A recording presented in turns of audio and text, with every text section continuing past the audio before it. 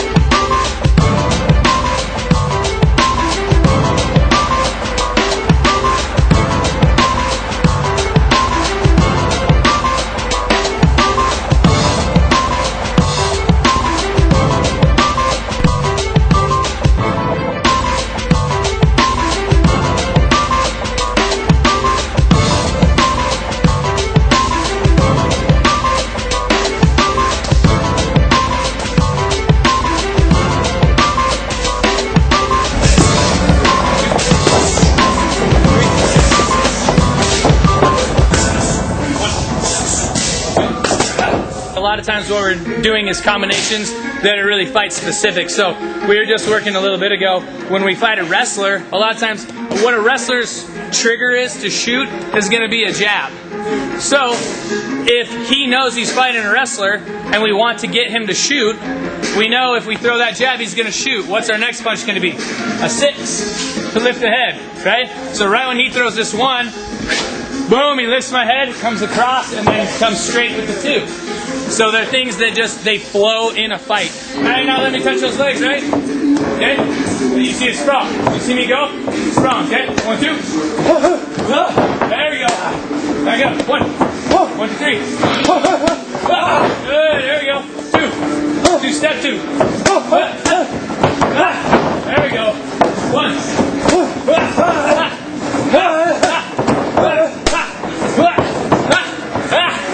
Good.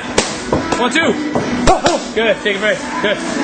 If we know we're going against a stand-up fighter, we might work a lot more straights, right? If I know he backs up and runs away, well, then this might be better. Because he's going to back up. If he comes forward in circles, well, then my hooks are going to work way better than he circles hard and I do these. I'm never going to hit him. Does that make sense? So what we're doing is, if we work a 1, 2, 3, 2, it's just this guy maybe he's really good at kind of like slipping the first one, so he always comes in. So, he coming here, and then that 3 is going to be there. Boom. 3.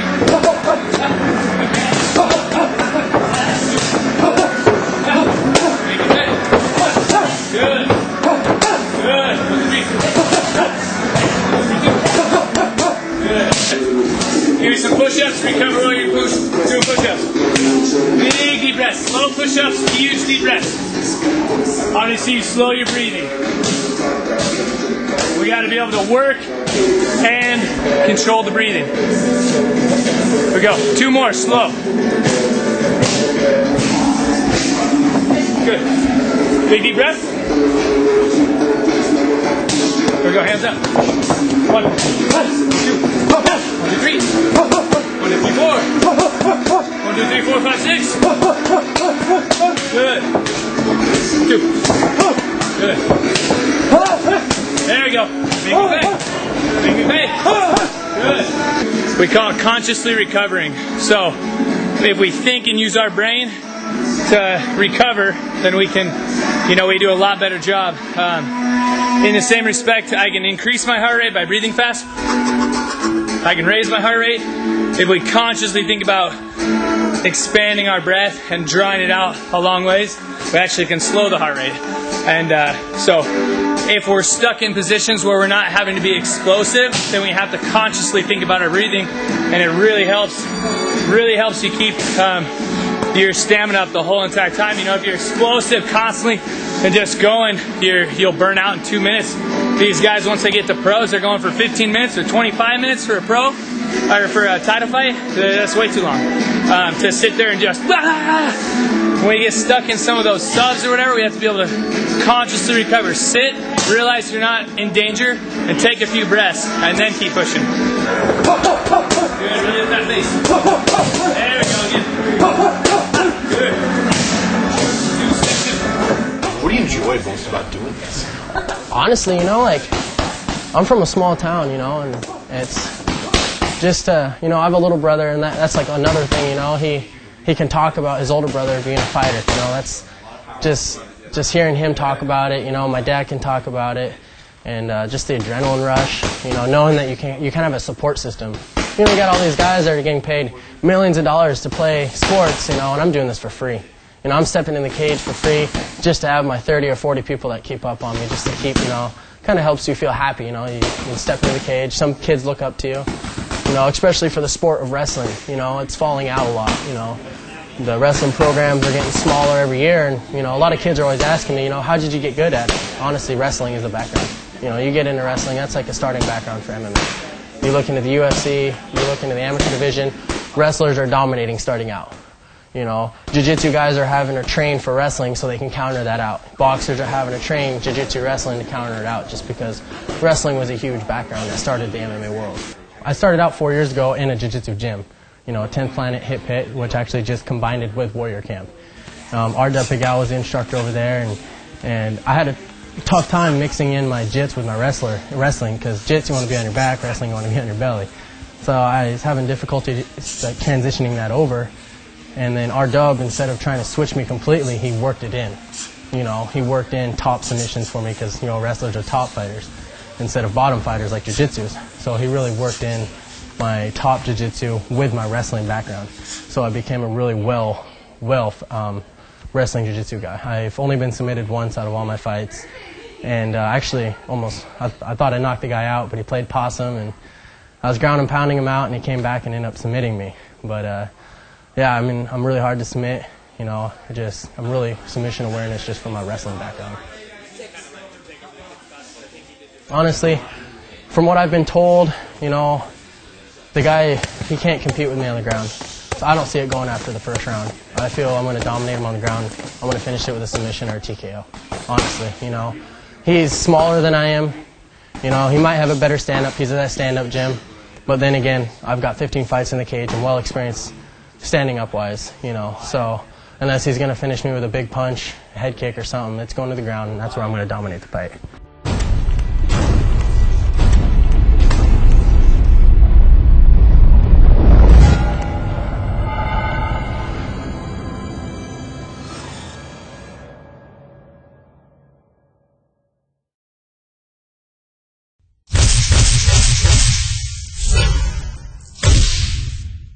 And welcome back inside the locker room here on Sports Radio 1510 KGA. Toby Howell along with Moose Jaw Miller, just about 27 minutes after 4 o'clock here on the Wednesday edition, the first edition of 2013 Moose Jaw. We're off to a good start.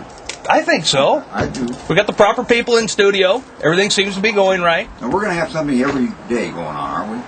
We're working on that. Okay. So over time, I'm sure. I don't know if it will be as good as what's going on right now. But yes, we will definitely have good things going on throughout the year. But we are getting set to talk with the Ring Girls that are going to be at Arena Rumble, which is coming up on January 12th. And Arena Rumble is all put together by Brady, who, of course, owns the Spokane Shock. Brady, great to see you. You too. Welcome back to the show. Happy New Year. Happy New Year to you. Now, did you get any chance to actually celebrate New Year? You're putting together Arena Rumble. We know the Spokane Shock season is just around the corner. I mean, Yes. Did you get any chance to just get some downtime with the family? Well, yeah, but I'm also kind of delaying that to maybe after Arena Rumble and after Shock. So sometime in September, I'm going to celebrate New Year and cram it all in. But no, it's good. Quick, but girls, welcome to the studio. Thank you. It's very nice to see you. So now I understand we have Melissa and Jackie, correct? Yes. So now you're Melissa, and so that would make you Jackie. Yes. See, I do that very well. You guys make sure to get down on that mic when we're talking here. Now, first off, I see that we've got this camera in studio. Yeah. And he's filming the girls who are going around getting ready, pumping the event for Arena Rumble. Yep. And with the TV show, there's TV shows going up to Arena Rumble, Yeah. kind of promoting the event. Can you tell us about that? Yeah, exactly. Kind of what the point of our Arena Rumble Rising Stars is to kind of feature the local fighters who have a chance to make it big time. So we've got a couple guys recently who made it to the UFC who are doing great. Right. But a lot of times you miss out on them. You don't even get it. You don't know who they are. You never heard of them until they're all of a sudden on the big stage. So what we're trying to do is identify the local guys who are going to be something big, and we've created a show called Rumble 365, which follows these guys around, follows them in training, kind of tells their backstory, and gets you invested in wanting to watch these guys. Sure. And we've got some studs fighting in the event on January 12th, but this is airing. Episode 1 aired on Sunday night, and episode 1 and 2 are airing again this Sunday night. Okay. And then episode 3 right before the fight. So you get a chance to see the fighters. Now, of course, the ring girls. This is part of the show, Toby. I look forward to it. We're going to test your ring girl acumen, okay? Now, you seniors in college, you guys should be used to the tests and everything that are going on right now. So okay, here's the first question, and you can work together on this, okay? Teamwork. What typically gets rung at the start and the end of every round? A bell. Hey, look at that. So there's One the for first one. one. 1 for 1. We're doing now, good so far. it sounds like the ring may be a little different at this particular event that's coming up on the 12th, but boxing rings typically have 4 sides, and MMA rings are typically are called a different. We call it a boxing ring. Do you know what they call it in MMA? The octagon. The octagon? Oh, very good. Is that right? That is correct. 8. Octa's 8. 8 sides. We're in school. We're about to graduate. That's what we get for doing trivia with college students. He asked me this question before the show, and I said cage. Okay. Let's try it and we'll check lights. Why are you using this color? Because it matches. That's that simple. Yeah. Yep. I wish we had our MAC red. Yeah, that's a good one. Definitely a good one. So have you done anything like this before, Melissa? No, I haven't.